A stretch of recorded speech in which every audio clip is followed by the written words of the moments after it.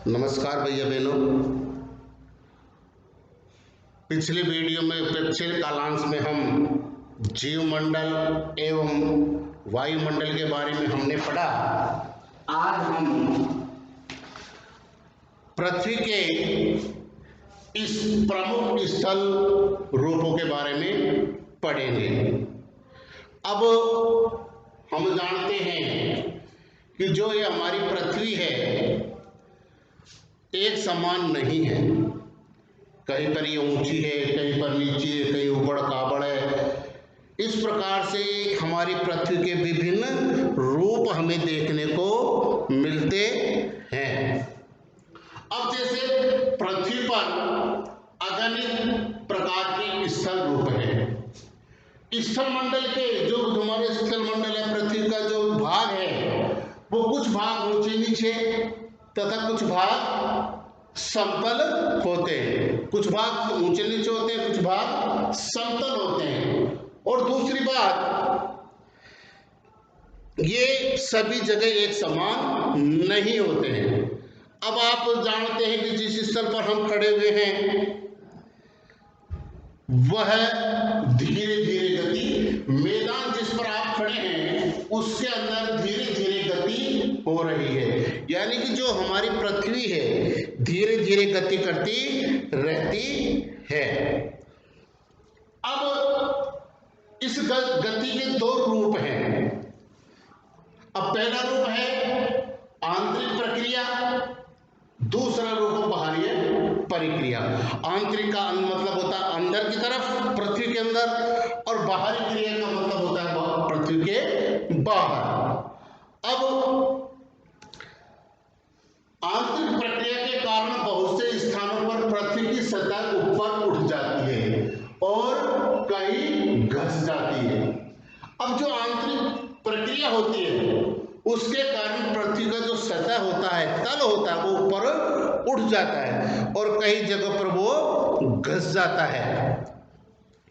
इसके बाद में दूसरा आता है बाहरी प्रक्रिया। अब बाहरी प्रक्रिया स्थल के लगातार बनने एवं टूटने की प्रक्रिया है।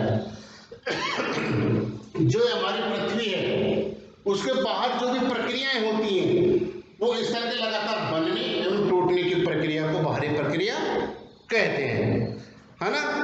अब इसके बाद में ये टूटती करती जो इन्हीं का हिस्सा है वो कहलाता है अपर्दन।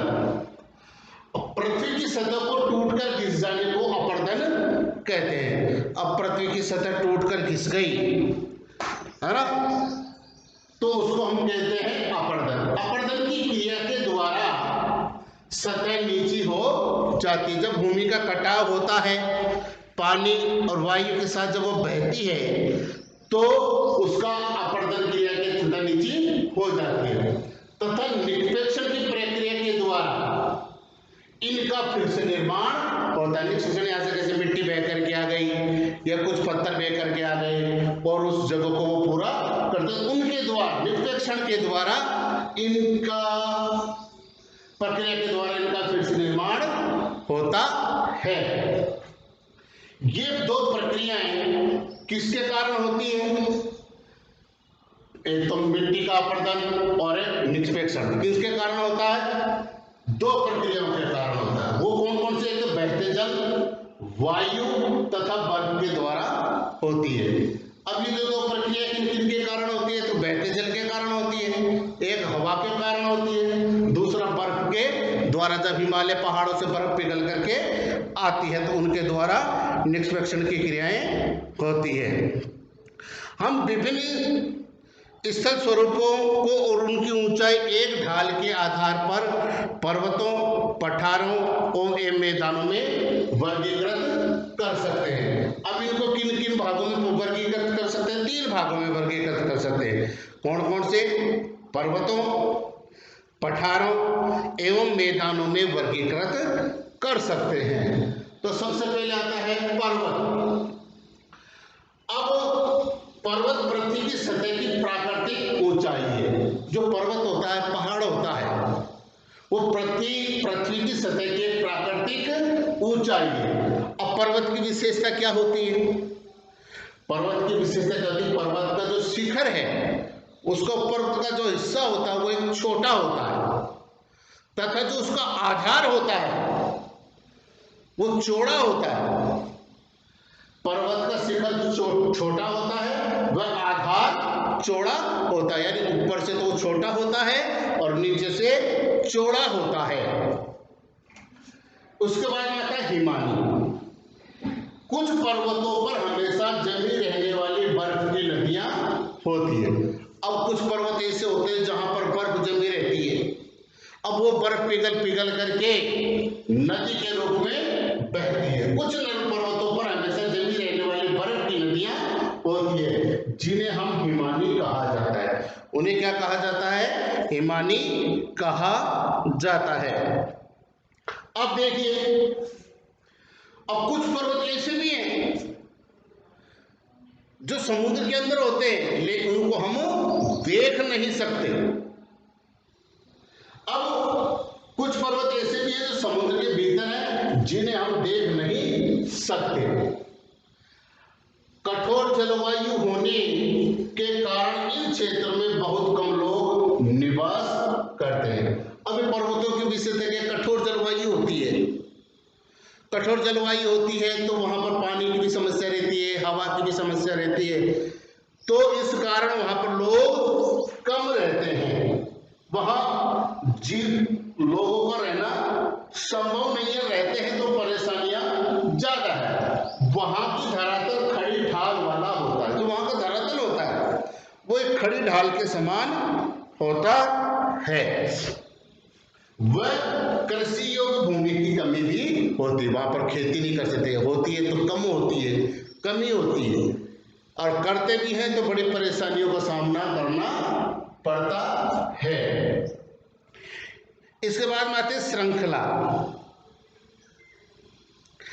पर्वत एक रेखा के रूप में, श्रृंखला पर्वत एक रेखा के क्रम में व्यवस्थित हो सकते हैं, जिसे श्रृंखला कहा जाता है। जो पर्वत है वो क्रम से हो सकते हैं, पंक्ति से हो सकते हैं, तो उन्हें हम श्रृंखला कहते हैं।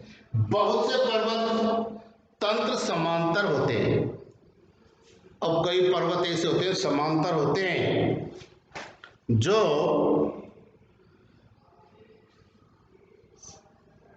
समांतर श्रृंखलाओं के क्रम में होते हैं, जो सैकड़ों किलोमीटर तक फैले होते हैं। वो कम कितने फैले, सैकड़ों किलोमीटर तक वो फैले हुए होते हैं। अब जिनमें हिमालय, आल्प्स तथा एंडीज, एशिया, यूरोप, दक्षिण अमेरिका की पर्वत श्रृंखलाएं आदि। अब इतने सारे पर्वत है, हिमालय, आल्प्स तथा एंडीज, एशिया, यूरोप और दक्षिण अमेरिका की पर्वत श्रृंखलाएं, ये विस्तृत रूप और सैकड़ों किलोमीटर में फैली हुई है।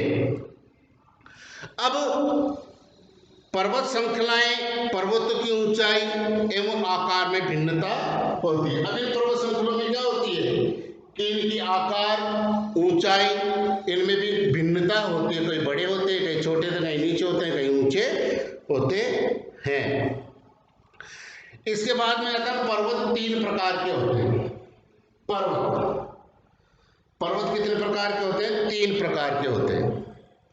अब तीन प्रकार के कौन कौन से होते हैं, पहला होता है वलित पर्वत, दूसरा भ्रंशोत्थित पर्वत, फिर तीसरा होता है ज्वालामुखी पर्वत।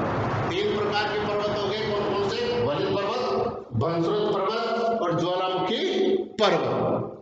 अब सबसे देखिए हिमालय तथा जो आल्प्स वलित पर्वत है, जो हिमालय और आल्प्स है, जो कौन से पर्वत कहलाते हैं, आल्प्स पर्वत कहलाते हैं।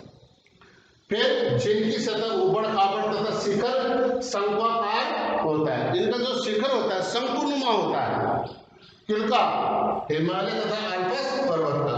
और जो भारत की अरावली श्रृंखला है, भारत की जो अरावली श्रृंखला है वो विश्व की सबसे पुरानी वलित पर्वत श्रृंखला है। जो भारत की सबसे पुरानी वलित पर्वत श्रृंखला कौन सी है, अरावली, जो विश्व, भारत की नहीं, विश्व की सबसे बड़ी पुरानी वलित श्रृंखला है। अब इसके बाद में हम देखते हैं अपर्दन की प्रक्रिया के कारण यह श्रृंखला घिस गई है। अपर्दन के कारण क्या हुआ? यह श्रृंखला घिस गई है। उत्तरी अमेरिका के अल्पेशियन तथा रूस के यूराल पर्वत गोलाकार दिखाई देते हैं। तो उत्तरी अमेरिका के अल्पेशियन तथा रूस के यूराल पर्वत गोलाकार दिखाई देते हैं। इनकी ऊंचाई कम है और ये बहुत पुराने वलित पर्वत हैं। कौन कौन से? अमेरिका के यूराल के पर्वत, अल्पेशियन, रूस के। जब बहुत बड़ा भाग टूट जाता है तथा ऊर्ध्वाकार रूप में विस्थापित हो जाता है तब बर्नसोथ पर्वतों का निर्माण होता है। जब कौन से पर्वतों का निर्माण होता है? बर्नसोथ पर्वतों का निर्माण होता है। कब होता है? जब एक बहुत बड़ा भाग टूट जाता है और ये ऊर्ध्वाधर रूप में विस्थापित हो जाता है, टुकड़े हो जाते हैं। तो ऐसे पर्वतों को बर्नसोथ पर्वतों का निर्माण होता है। ऊपर उठे हुए खंड को उत्खंड तथा नीचे धसे हुए खंडों को द्रोणिका भ्रंश या ग्राबीन कहा जाता है। अब जो नीचे धसा हुआ जो भाग है उसको हम द्रोणिका भ्रंश कहते हैं या ग्राबीन कहा जाता है। यूरोप की रैन घाटी तथा वास जेस पर्वत इस पर्वत के तंत्र के उदाहरण है। ज्वालामुखी पर्वत ज्वालामुखी क्रियाओं के कारण बनते हैं। अब ज्वालामुखी पर्वत कैसे बनते हैं? ज्वालामुखी के कारण बनते हैं। अफ्रीका का माउंट किलिमंजारो तथा जापान के फुजियामा इस पर्वत तरह के पर्वतों के उदाहरण हैं। अब ज्वालामुखी पर्वतों के उदाहरण कौन कौन से हो गए? अफ्रीका का माउंट किलिमंजारो तथा जापान के फ्यूजियामा इस तरह के उदाहरण हैं। पर्वत बहुत लाभदायक होते हैं। पर्वत क्या होते हैं? बहुत लाभदायक होते हैं। पर्वत जल के संग्रहगार होते हैं। जल के संग्रह यानी जल को इकट्ठा करने के लिए कारगर होते हैं। बहुत सी नदियों का स्रोत पर्वतों में स्थित हिमालयों में होता है। जलाशयों के जलों को लोगों तक पहुंचाया जाता है। अब जलाशयों के जो जल है, पानी है, उनको लोगों तक पहुंचाया जाता है। पर्वतों के जल का उपयोग सिंचाई तथा पनबिजली के उत्पादन में भी किया जाता है। अब जो पर्वतों का जो पानी होता है उनको सिंचाई के लिए, पानी के लिए और पनबिजली के उत्पादन में किया जाता है। नदी, घाटियां तथा वेदिकाएं कृषि के लिए उपयुक्त होती है। पर्वतों में अलग अलग प्रकार की वनस्पति तथा जीव जंतु पाए जाते हैं। जो पर्वत श्रृंखलाएं होती है, पहाड़ होते हैं, वहां पर विभिन्न प्रकार की वनस्पति पाई जाती है, औषधियां पाई जाती है और विभिन्न प्रकार के जीव जंतु भी यही निवास करते हैं। वनों से हमें ईंधन, चारा, आश्रय एक तथा दूसरे उत्पाद जैसे गोंद, रेजिन इत्यादि प्राप्त होता है। वनों से लाभ भी गई अपन को। वनों से हमें गोंद, इमारती लकड़ियां, औषधियां, फल फूल आदि कई प्रकार की चीज हमको वनों से मिलती है। शुद्ध ऑक्सीजन मिलती है वनों से। बरसात को समय पे लाने में भी ये सहयोग प्रदान करते हैं। सैलानियों के लिए पर्वतीय भाग उपयुक्त स्थान है। वे पर्वतों की यात्रा उनकी प्राकृतिक सुंदरता को देखने के लिए करते हैं। अब सैलानी क्या करते हैं? घूमने जो जाते हैं वो पर्वतों की छवि को देखने के लिए, उनकी सुंदरता को देखने के लिए वहां जाते हैं। विभिन्न प्रकार के खेल जैसे paragliding, hang gliding, river rafting तथा स्कीइंग पर्वतों के प्रचलित खेल हैं। अब पर्वतों पर क्या खेल भी होते हैं? पैराग्लाइडिंग, ग्लाइडिंग, रिवर राफ्टिंग यानी नदी की में दौड़ होती है नावों के द्वारा, तथा